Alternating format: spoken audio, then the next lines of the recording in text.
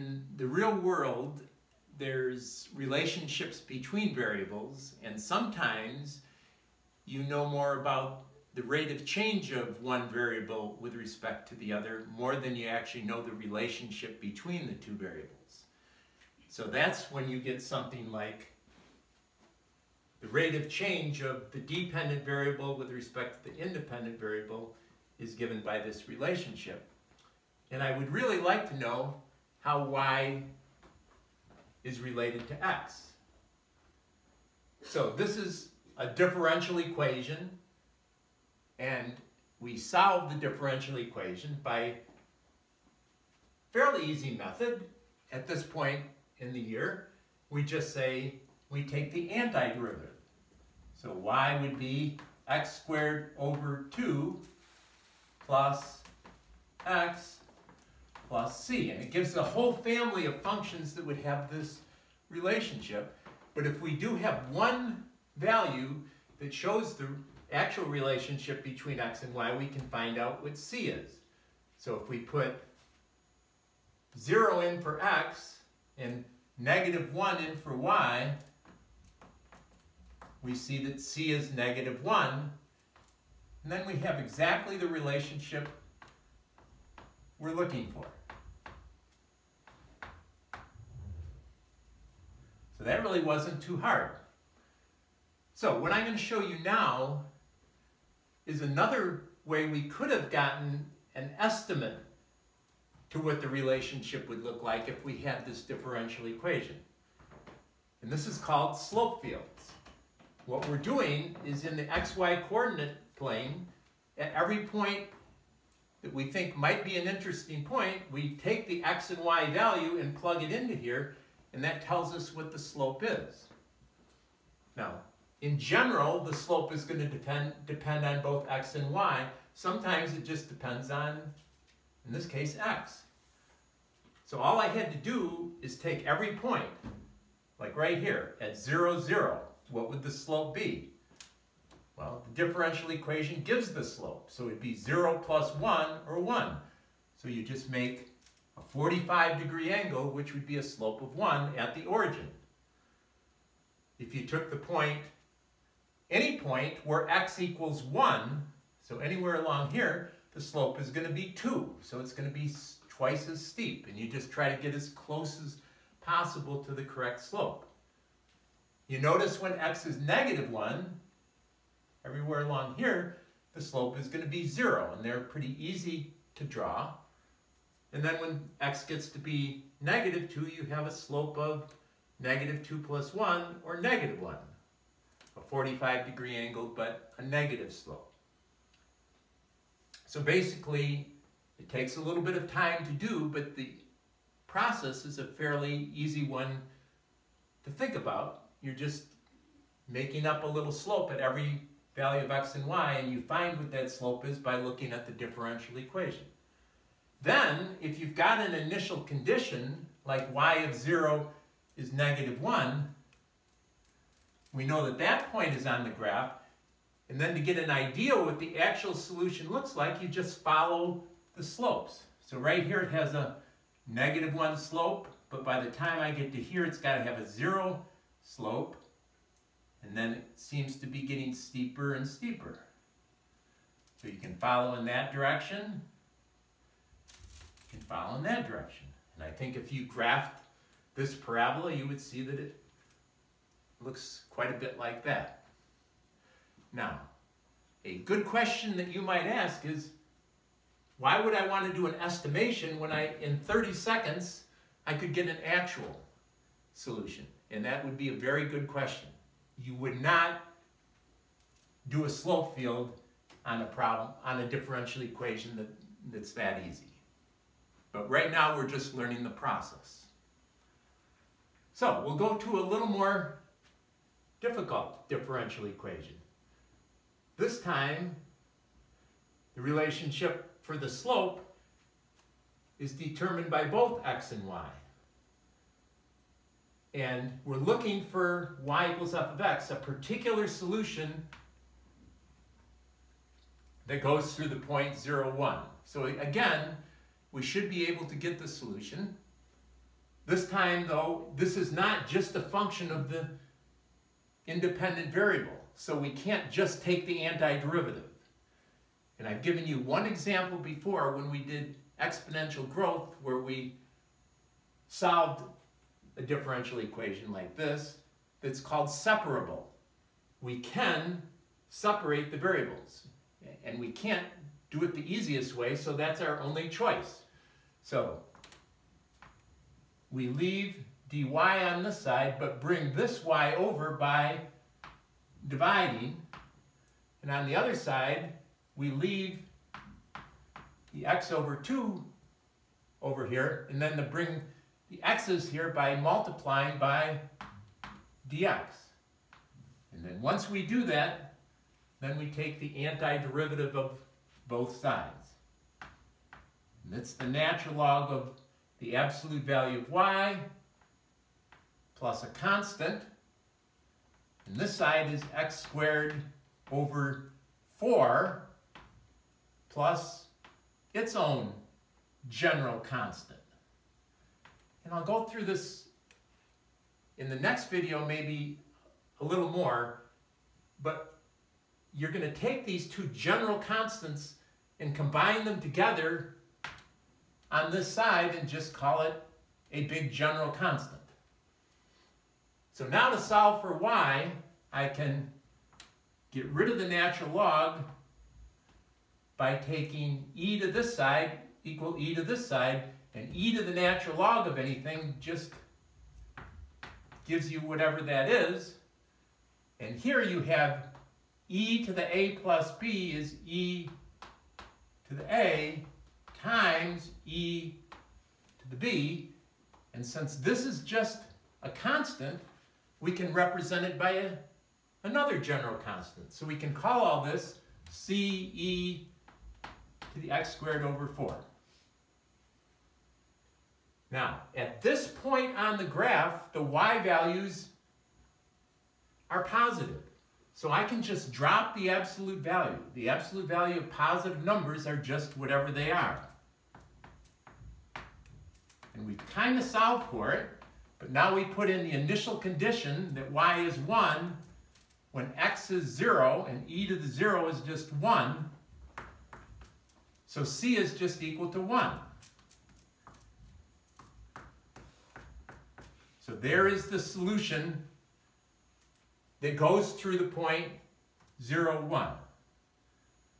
Now, I don't want you to have to watch me draw in all these, so I did the slope field ahead of time. But again, let's just try a couple of these. You can see any place where x is 0 or any place where y is 0, the slope is going to be 0. So anywhere along the y-axis or along the x-axis, the slope is 0. At the point 1, 1, you have 1 times 1 over 2 is 1/2. At the point 1, 2, then you have the slope of 1 times 2 over 2, or 1. So I think the process is such that you don't want to watch me do 20 of those. It's basically just plugging in the x and the y value and trying to get the best slope possible. Now, if I follow this slope field, there's a 0 slope, and I can see the slopes are getting steeper as you go this way, and steeper as you go in this way. And I think if you graph this on your graphing calculator, you'd see that it looked quite a bit like this. Now, if for some reason you had put f of 0 equals -1 instead of f of 0 equals 1 and started down here someplace, the only difference is right here you couldn't call the absolute value of y, you would have had to call it -y. And the only difference, this would have turned out to be a negative. And if you graph that on your graphing calculator, you can see it would do something just going down that way. It would look like this, except facing downwards. Mine doesn't look exactly like it, but it would. So you can see again, we could do this one without slope fields. So again, in the real world, you wouldn't have any real use for slope fields. You would just get the exact answer and be happy with it. You'd have the relationship you're looking for. So again, we're just learning the process right now, but I did it with a more difficult one. Okay, well, let's look at a third example.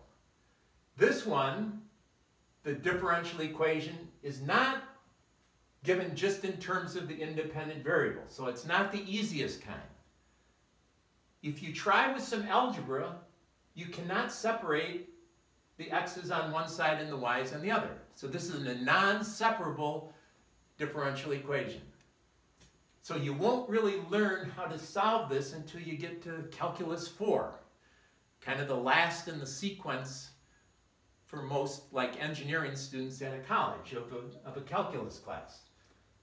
So, and the whole year is on differential equations. That shows how important differential equations are, because they model so many things in real life. Okay, so this one, you have a little more incentive to see what the slope field would look like. Well, notice I just drew in all the slopes the same way. Let's just pick one point right here at -1, 0. The slope is going to be -1. At -2, 1. -2 plus 1 is -1, so the slope is -1. At -3, 2, the slope is -1. And you can see all these -1 slopes along here. That actually has some significance, as I'll show you in just a minute. Now, if you look at this slope field, and maybe there aren't quite enough points to tell exactly, but just think if I started right here with my initial condition.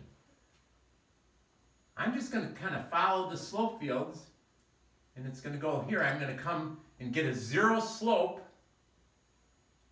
and then what's going to happen is it's going to hit this barrier, because really they go all the way along there if you were to do more slopes in between. So this is like a barrier that you can't get between. This will be an asymptote to this function. And if I started up here, I would get something else that looks fairly similar.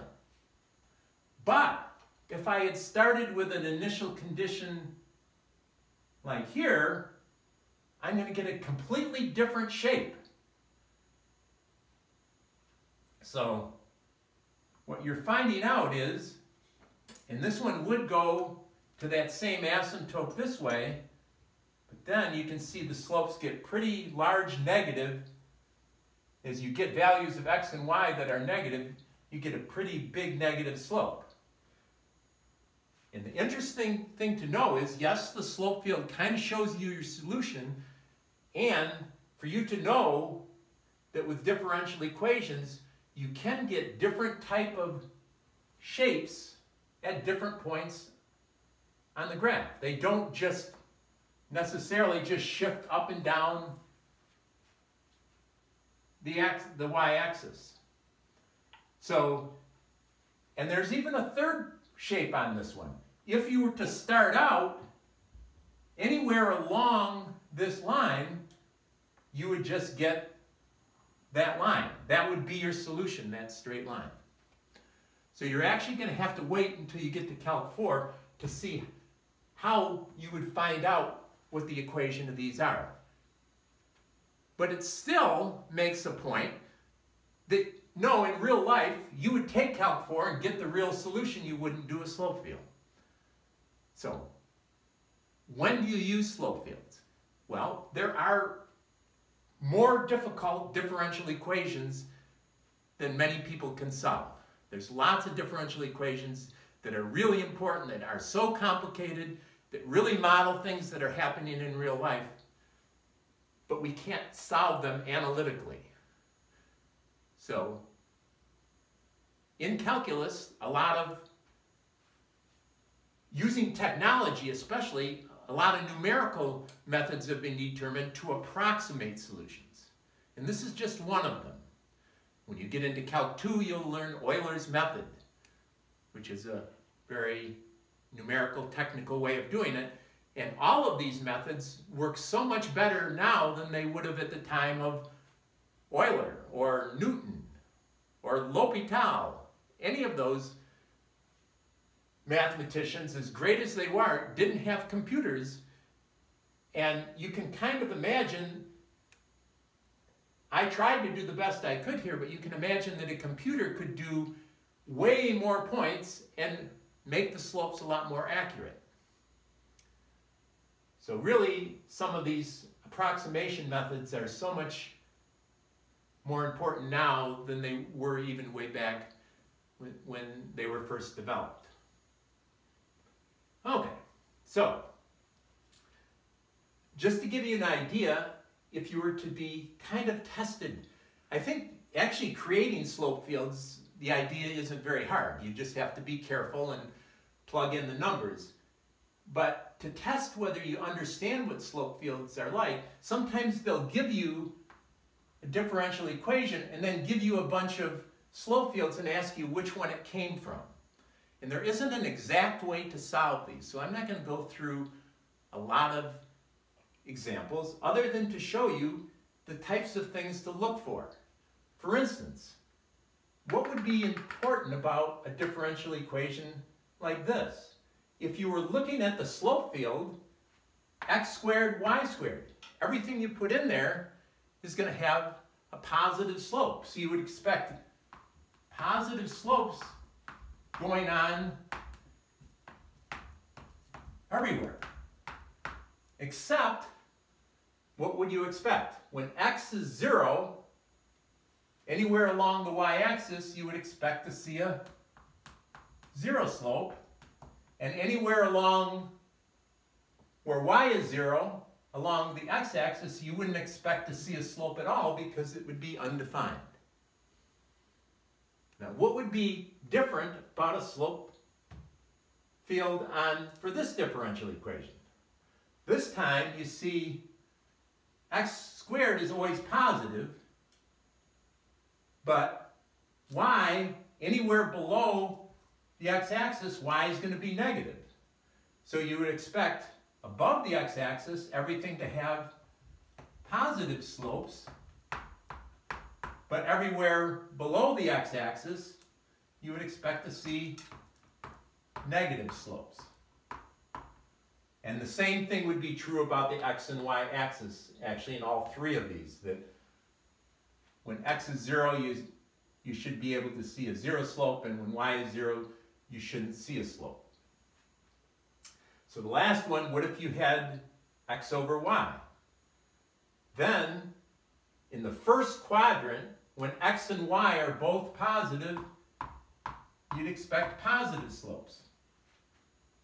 You'd also expect that in the third quadrant, where both x and y are negative, because a negative divided by a negative is a positive.